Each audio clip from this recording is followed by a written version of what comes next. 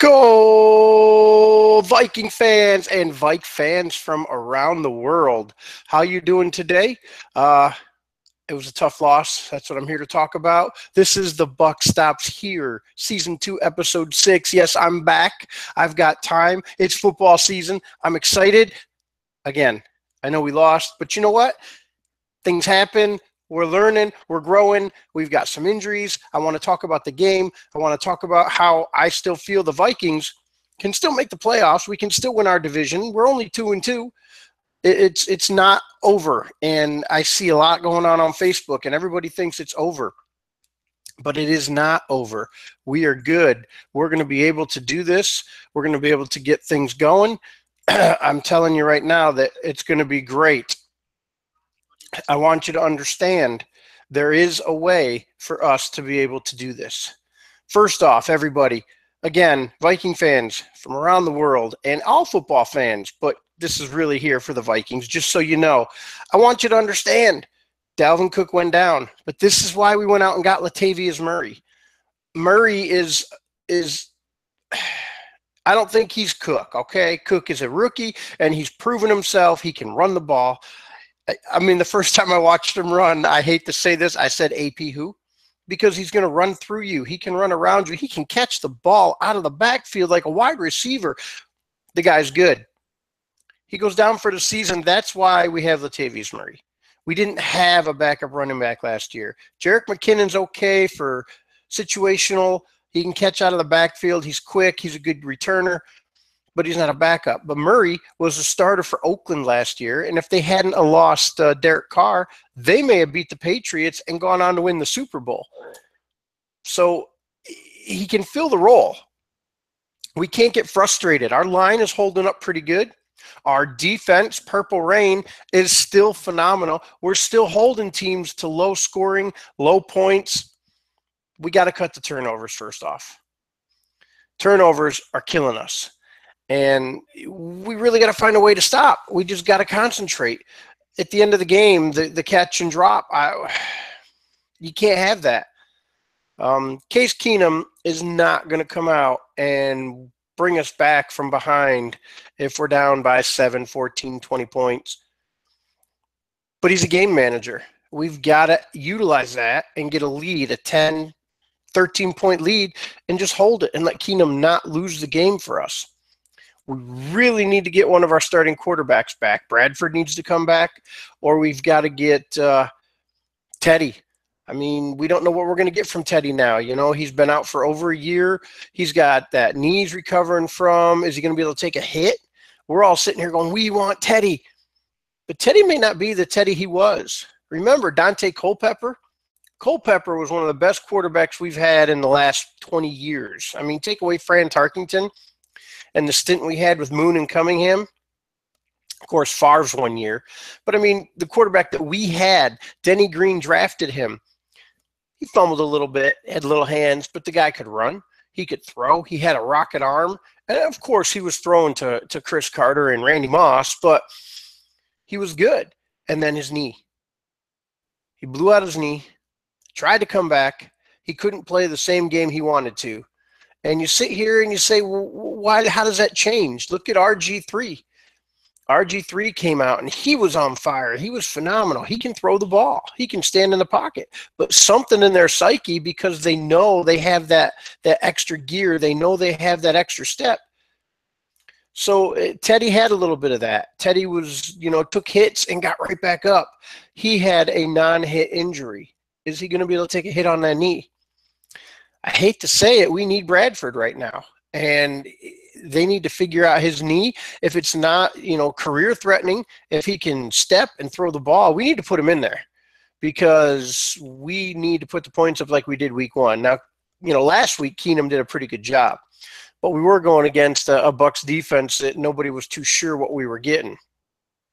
And of course, Dalvin Cook had a lot to do with that too. Do not get discouraged, Viking fans. You need to understand this is going to be a good season for us. Okay? I know there's a lot of doubters out there.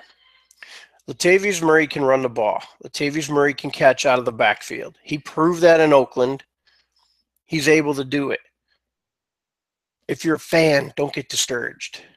Okay? I mean, I posted on Facebook and Twitter the article about Cook's knee, and I just said, no! And that's about how I felt. We've got Murray. Keenan is doing what we pay him to do. He is a backup quarterback, and he's playing good.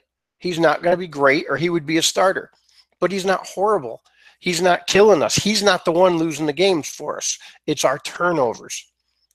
And some bad penalties. I'll say there were some bad penalties in the Pittsburgh game, real bad penalties in the Pittsburgh game. Then I watched Pittsburgh play the Bears, and obviously I was rooting for the Steelers, but there were some bad calls in favor of the Steelers in that game too. It is what it is. It's the way the league goes. If we take care of business on the field, it shouldn't matter. So Vikes fans, get behind me on this. We can and will make the playoffs. With or without Teddy, we won't have Dalvin, but we have Murray. And I just want you guys to give him a chance getting first team reps. Watch Murray get some first team reps. Watch Keenum played a completely different game in week 3 than he did in week 2 with first team reps. And again, this week wasn't his fault. Detroit is a good team. That's hard to say. Did I just say that? Detroit is a good team. The Lions have a decent team. We can beat the Packers. We better beat the Bears, although we always seem to struggle when we're good and they're bad and vice versa. When they're good and we're bad, because it's a division rival. And I know we're sitting here going, well, we're beating the bad teams and we can't beat the good teams. We're in the game. 14-7 is in the game. Pittsburgh, 2 pass interference calls, 14 points. Take that off the board. It's 12-9. We're in the game. Stupid mistakes can be fixed. Our line is holding up pretty well, a lot better than I thought it would. I just figured, switching out Remmers with Khalil was just, I didn't think it made sense. But the line's holding up pretty good. Diggs is just tearing it up. He is a superstar wide receiver. Thielen's making some plays when he can. Who's going to be our number 3? We need one more guy. Treadwell needs to step up. Jarius Wright. Who's going to be the 3rd guy? One of these rookies? Somebody needs to take the bull by the horns and be the number 3 guy to open it up a little more. Now that Cook isn't there, because Cook could take it down the field. If you guys watch the Rams play today, Todd Gurley, who is the next great young running back, Cook reminds me a lot of him. I think Cook has better hands, but Gurley, man, had a great catch running down the middle, and that's what we're going to miss. But Murray can get the screen passes. He can break a run. He's not going to run away from you, but he can get those 15, 20-yard runs when we need them. He can get the 2 or 3-yard runs when you need them. You just got to be confident. Don't fall away from your team, man. This purple rain right here keeps us in every game. A couple bad calls. I saw somebody say something, they don't trust Trey Waynes. He's still young. Was he a rookie last year, right? So he's in his 2nd season, or maybe it's his 3rd, but he's still learning. Okay? We have Mackenzie Alexander. He's starting to come up. We're talking about Sendejo, who's not going to go out and be the guy that's going to step up. But we have Harrison Smith back there. And I think if we give Jaron Kearse a shot at Sendejo's job, just give him a chance. The kid's 6'4" and he's strong safety. Give him a chance. He can step in and he can make some things happen. We just need to give this team a chance.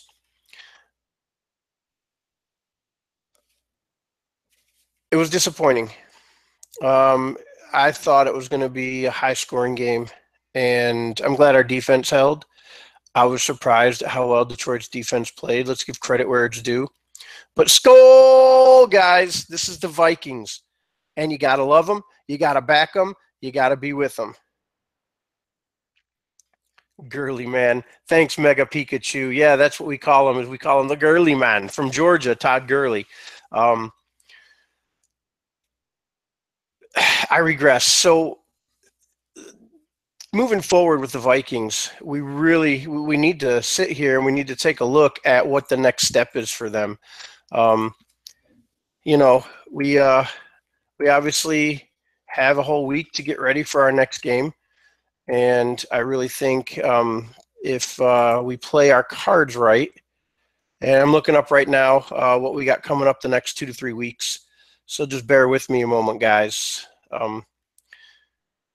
I kind of just did this show by a shoot from the hip, and I really want to check it out and see where we're going to be at, because I think we can get to our bye week and, hopefully we can recover. See, here's a great horrible headline.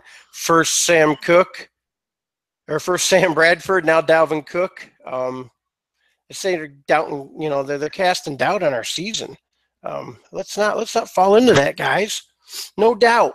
Let's not doubt. We've got the Bears at Chicago. It looks like it is Monday Night Football. And then we got Green Bay at home.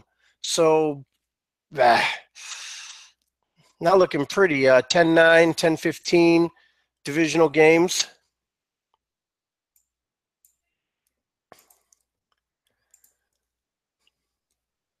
And then we got the Baltimore Ravens, who aren't playing up to par, and they're at home on 10-22. So the next 3 games are really going to matter to what we do. We got 2 divisional games. We've got to beat the Bears in Chicago, and we've got to try and stop Green Bay at home. We don't know when Bradford's going to be back, but let's put the game in the hands of our defense. Let's let our defense do most of the work and give Keenum a lead. Let's get up by 10 points. The Vikings have the talent on the team to still do this. And let's face it, the Bears, they're not good. They look great against Pittsburgh, but they're not good. Best case scenario, they start Mike Glennon. In the worst case, they start the rookie Trubisky, who is kind of sight unseen. So we should be able to go to 3-2. Then we've got Green Bay at home, and we always get up for the Green Bay games. And that'll be whole 3 weeks worth of practice for Latavius Murray with the starting offense. So let's not get down on our Vikings. We are Viking fans. We bleed purple. Let's make sure that we stay behind them. I don't like seeing us bash our team. We've got to have confidence, and I know we've got to be real, but we still have a shot at this. We still are Purple Rain, man. In case Keenum's going to keep us in a game, he's not going to lose it for us. He just, unfortunately, won't win it if we fall behind. Let's take it game by game, just like a coach would, man. Come on, behind our team. They need our support more now than they ever have, because we're down. And like last year, the injuries just keep hitting us. Let's show them what Vikings are made of. Skol Vikings!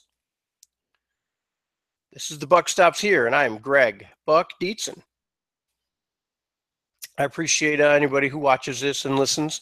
I'm going to be back doing some more. I also have a blog on WordPress, and I post that. It hits my Facebook and my Twitter account. I'll be posting probably Monday night. We'll be talking about what happened Sunday and all of the NFL, and, of course, a little bit about our Vikings, although I've covered most of that here today. Marcus Mariota for the Titans went down. I don't know how bad his injury was. I know he came out of the game, but he may not have been hurt too bad. It may just have been a mute issue, losing 57-14. Didn't see that coming. The Patriots are now 2-2. They've lost 2 home games, but Tom Brady's not going to hit a wall. He's got 3 or 4 more years left. Now, I know he's throwing some touchdown passes, but in the past, Brady would have picked his team up on his shoulders and walked them into the end zone like he did the Super Bowl. He's not doing that this year. He's playing some teams that are really, they got a target on their back because they were, Patriots could go undefeated. They're a better team than they were last year, and we all saw what they did last year. I wasn't buying it. Cowboys are 2-2. That's one of the NFC teams that's supposed to be a powerhouse. The Rams, 3-1. Well, let's just, look at what's going on around us. If we can control the rest of our division and we can stay in the game, all we got to do is win the division to make the playoffs. We've got 1 division loss.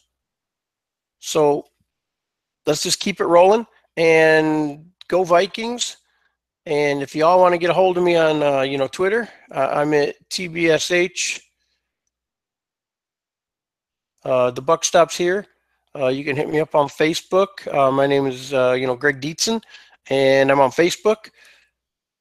Let's face it, the Vikings, we have the best fans in the world. And that's all I got for the Buck Stops here. If you need to hear anything, I'll be here Sundays, either before the game or after the game. You have anything you want me to talk about, you have any questions, any research, anything you want me to do, you just shout out to me and we will happily jump in and we'll do what we need to do to make sure we're supporting our Minnesota Vikings. Guys, keep your chins up, keep your skull on, and thank you for watching. And you can subscribe by clicking on the link.